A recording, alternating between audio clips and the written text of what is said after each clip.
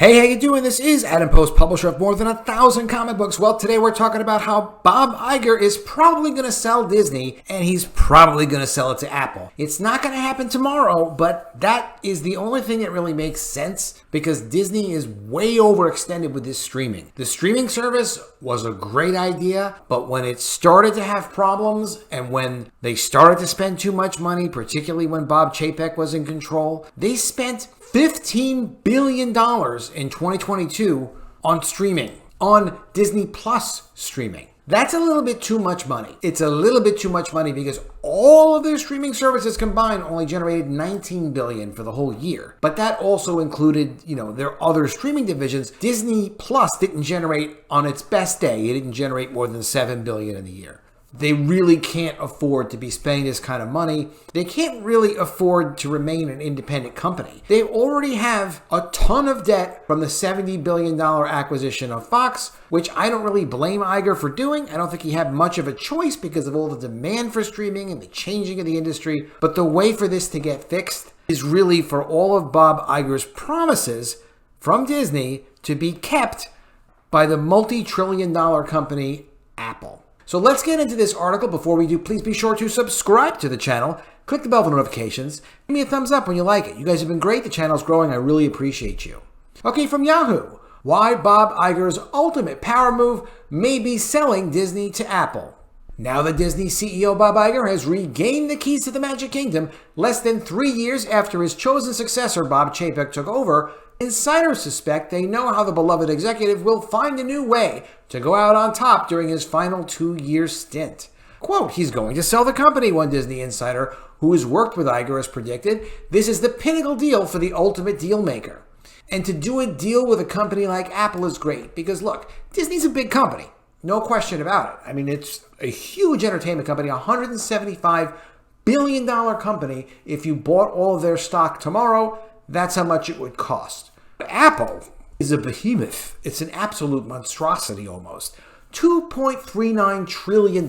So does that mean it's 10 times bigger than Walt Disney is? Yes, that's what it means. They're an absolutely huge company. They do have the cash. They do have the ability to borrow if they felt like it.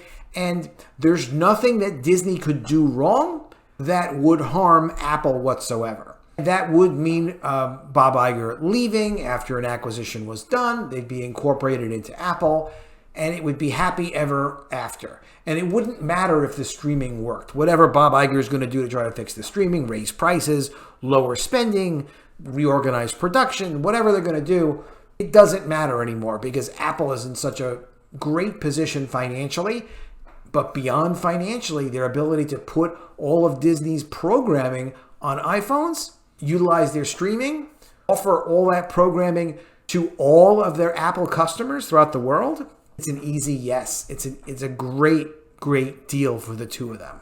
Landing a deal with Apple or some other mega buyer would also cement Igers' legacy. I think he'd welcome it. He'd be the last CEO of Disney, a former top Disney executive told The Wrap, noting that the two companies have similar brand identities and could benefit from a merger.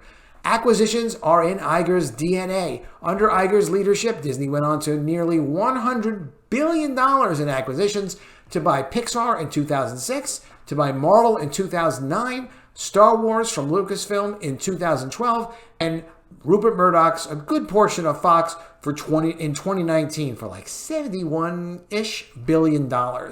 But there was one acquisition he publicly lamented as a transformational deal that got away, a combination with the tech powerhouse Apple. And if you read Iger's autobiography, which I suggest, I've read it, it's a good book, it's interesting to listen to. I'm into audiobooks. In Iger's 2019 autobiography, The Ride of a Lifetime, the executive wrote chapters about his friendship with Steve Jobs. He and his wife, and Steve Jobs and his wife, even spent holidays together and vacation in Hawaii. He even writes about standing in front of Steve Jobs' grave when the tech visionary's wife uttered, "I asked him if we could trust you," and Steve said, "I love that guy." Iger responds, the feeling was mutual. Yes, there are caveats, chief among them that Jobs died in 2011 and Disney is a big pill to swallow with $180 billion market valuation that could easily soar to $200 billion if the studio were to be acquired. Right now, if Apple was super interested and they were going to do it, they would probably offer them like $205 billion and they'd probably just pay in cash. Would that be a big deal for Apple? Apple has today $48 billion in cash in the bank. Apple almost doesn't know what to do with all the cash that it makes. It makes a lot of money. A deal of that size is likely to draw stiff antitrust resistance at a moment when regulators have stepped up efforts to block other recently proposed media mega deals. Paramount Global this week had to cancel the $2 billion sale of its Simon & Schuster book publishing division to another book publisher, Penguin Random House. But the reality is no. They're not. Apple and Disney are not in the same business. When a major book publisher is trying to buy another major book publisher, it gives them too much market control. Disney already dealt with all their antitrust issues with acquiring Fox and, merging all their studios together. Disney got a huge percentage of market share of the theatrical film industry in all of their dealings, but that doesn't apply with Apple because Apple doesn't really do this. Apple has their own streaming service, but it's obviously not a significant business. Apple CEO Tim Cook, known to be a safe player with relatively few acquisitions under his leadership, might have given Wall Street a big hint in April. During a call with investors, Cook said he would not rule out acquiring a large company and that the main drive was to secure strong intellectual property and big names. Perfect for Disney. Quote, "We're always looking at companies to buy. We acquire a lot of smaller companies and will continue to do that for intellectual property and to incorporate talent." They do that to farm talent. So if they see software that they like and they say, hey, this would work well for Apple, they'll acquire the company and try to get the employees. This way, they can spread the benefit of whatever that intellectual property is across all of Apple. Big companies do stuff like that, and it's a great thing for them to do. It works very well for them. We don't discount something larger if the opportunity presents itself. I'm not going to go through my list with you on this call, but we're always looking. Apple, which has been tinkering with a grab in the streaming space with its hits like Ted Lasso, certainly has the financial firepower to pull off an acquisition of this size. Even as borrowing costs get more expensive with rising interest rates, Apple can absolutely afford it. They do have $48.3 billion in cash. Fleshing that out to both cash and investments, the total surges. Okay, so Apple is liquid for like $200 billion. That's 7.4% of all the mad money held by every member of this broad Standard & Poor's 500 index. So really, they have a tremendous amount of money and resources if they decide, you know what, this would be a nice acquisition for us. For Apple's part, if they get a hold of all of Disney's content and whatever they're doing with the streaming service, they can incorporate that on the iPhone and then offer that through the iPhone streaming service. They already have, I don't know how many millions of consumer relationships in place throughout the world with the iPhone. They can easily make up the cost by distributing that additional content. And for Apple's part, it would be a once-in-a-lifetime opportunity to get a hold of incredible legacy brands, Marvel, Star Wars, Pixar.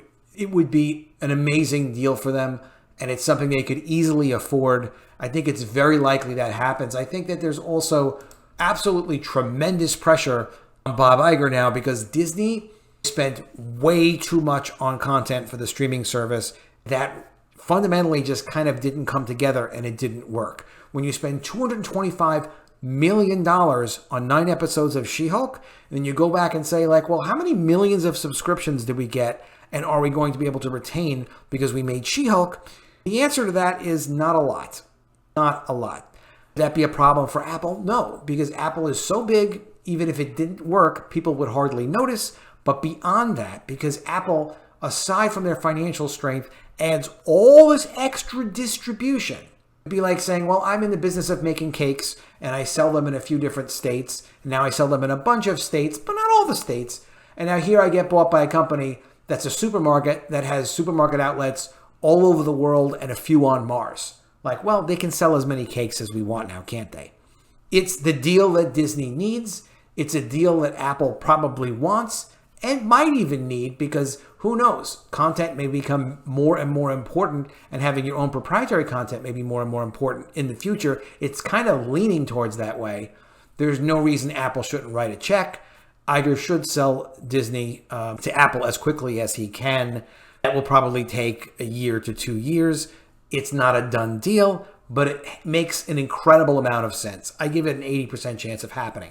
Let me know what you think of all this, though, in the comments below. Always love to see your feedback and your ideas. You guys give me a lot of ideas, too. It's great checking all the comments.